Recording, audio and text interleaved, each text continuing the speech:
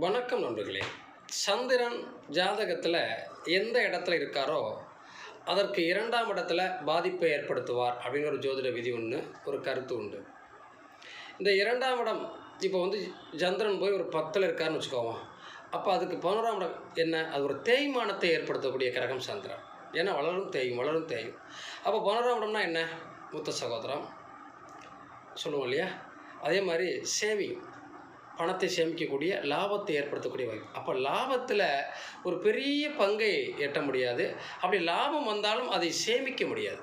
அப்போ இப்படிப்பட்டவங்க என்ன செய்யணும்னா, இவங்க பேரில் சேவிங் இல்லாமல் மற்ற பேர்கிட்ட பணத்தை கொடுத்து வைக்கிறது, மற்ற பேருடைய சேவிங்கில் பணம் போடுறது, அந்த மாதிரி மனைவி பேரில், மகன் பேரில் அந்த மாதிரி வச்சுக்கிறது நல்லது. ஏன்னா இவங்க பேரில் வைக்கிற போது அந்த இடத்துக்கான தேய்மானத்தை சந்திரன் ஏற்படுத்துவார் அப்படிங்கிறதையும் நம்ம கணக்கில் எடுத்துக்கணும்.